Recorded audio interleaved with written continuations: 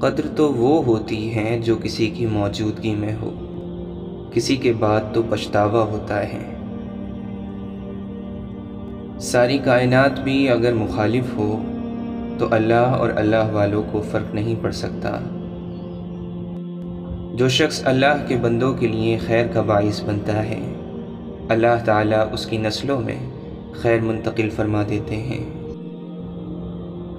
حضرت علی نے فرمایا، ان لوگوں سے گھل مل جاؤ جو کہ تمہارے اور خدا کے درمیان واسطہ ہے، کہ اس سے تم کامیاب اور نیک ہو جاؤ گے۔ حضرت علی فرماتے ہیں، مجھے اس شخص پر تعجب ہے جو اپنی دوسری پیدائش سے انکار کرتا ہے، جبکہ وہ اپنی پہلی پیدائش خود دیکھ چکا ہے اور باقی رہنے والی جگہ کو چھوڑ کر ختم ہونے والی جگہ کو آباد کرتا ہے۔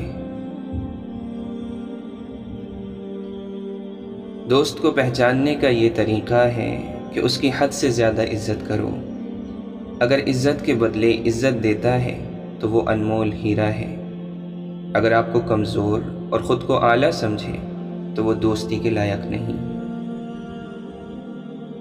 حضرت حسین رضی اللہ عنہ فرماتے ہیں، انسان تو ہر گھر میں پیدا ہوتے ہیں، مگر انسانیت کہیں کہیں جنم لیتی ہے۔ اے جلد راضی ہو جانے والے خدا، اس بندے کو معاف کر دے جس کی جھولی میں دعا کے علاوہ کوئی شے نہیں۔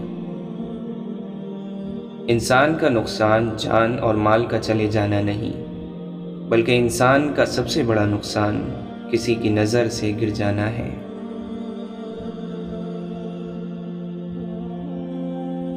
حضرت علی رضی اللہ عنہ نے امام حسن رضی اللہ عنہ سے وصیت میں فرمایا، جان لو بیٹا، تم کو آخرت کے لیے پیدا کیا گیا ہے، نہ کہ دنیا کے لیے۔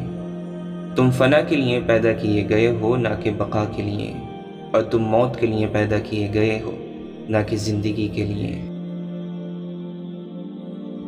بہترین مسلمان وہ ہے جس کی لگن اور تیاری آخرت کے لیے ہو، اور جس کی امید اور خوف دونوں برابر رہیں۔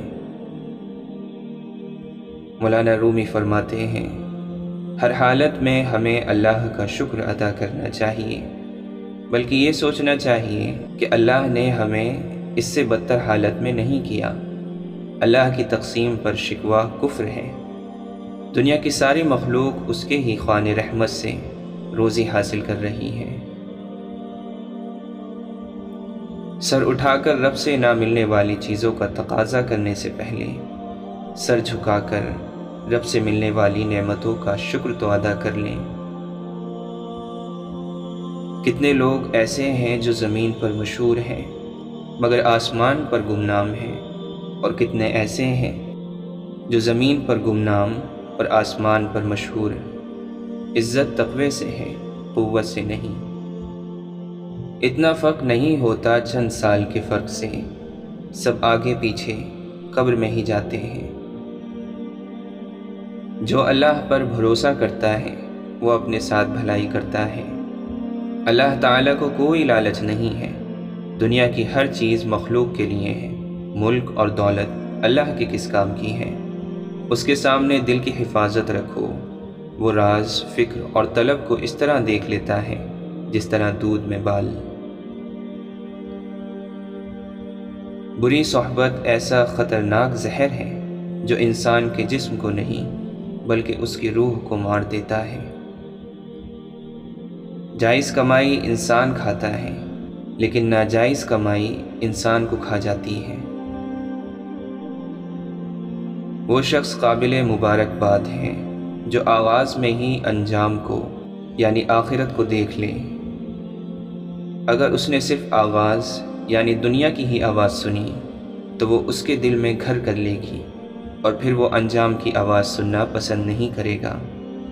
انسان جب آغاز پر فریفتہ ہوتا ہے تو انجام سے آنکھیں بند کر لیتا ہے۔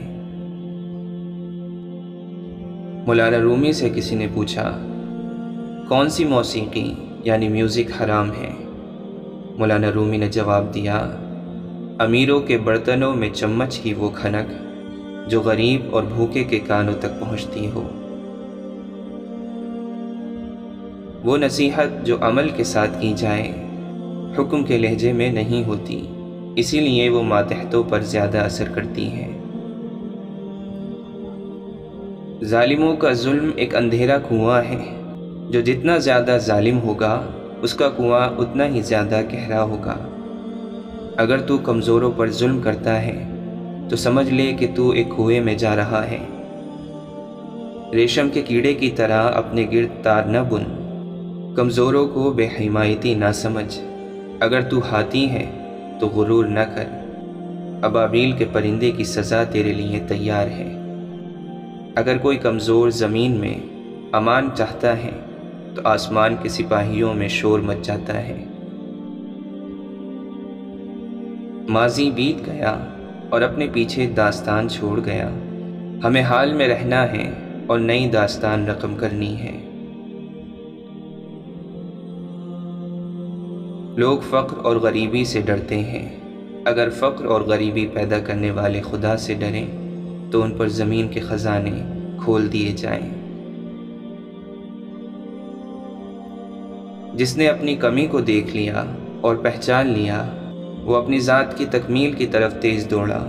جو اپنے کمال کا گمان رکھتا ہے ذوالجلال کی طرف پرواز نہیں کر سکتا۔ کمال کے گھمنڈ سے زیادہ بدتر بیماری تیری روح میں اور کوئی نہیں۔ تیرے دل اور آنکھوں سے بہت خون بہے تاکہ تکبر تجھ سے نکل جائے۔ غور سے سن لو، نفس نے بڑوں بڑوں کو تباہ کر دیا ہے، اس کی پہچان اہل حق ہی کا حصہ ہے۔ سب سے مخلص نیک بندے وہ ہیں جو دعا میں آہوزاری کرتے ہیں۔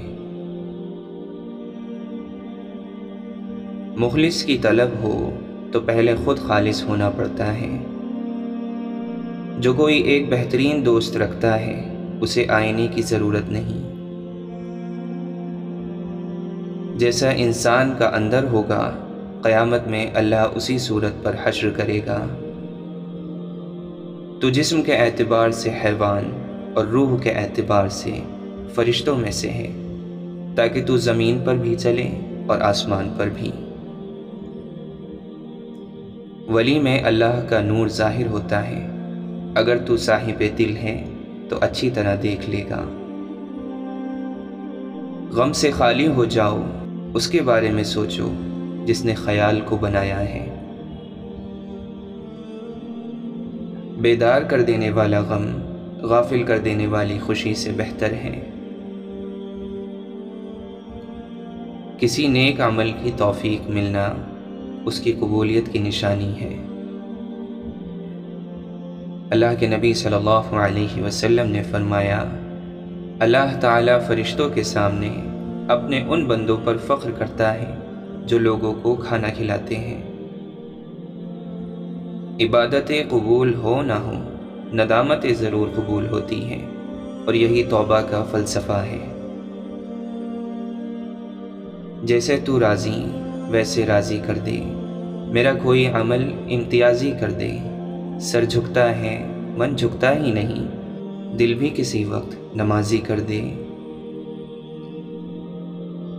خدا سے دیکھو میں کتنا ڈر رہا ہوں، تجوری جیب دونوں بھر رہا ہوں۔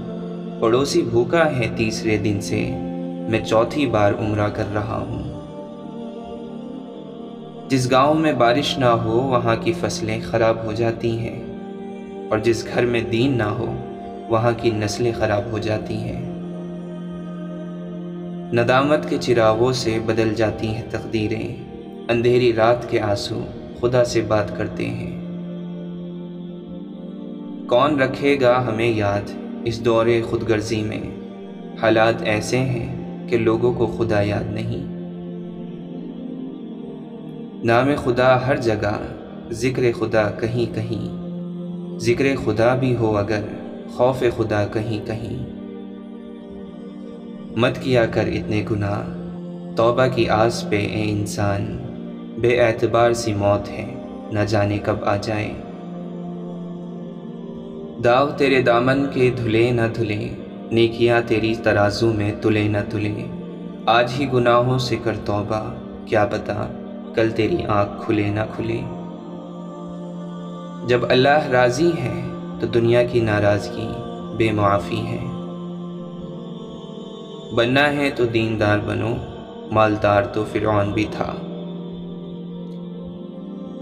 تین چیزیں دل کو سخت کرتی ہیں، بغیر تعجب کے ہنسنا، بغیر بھوک کے کھانا، بغیر ضرورت کے باتیں کرنا۔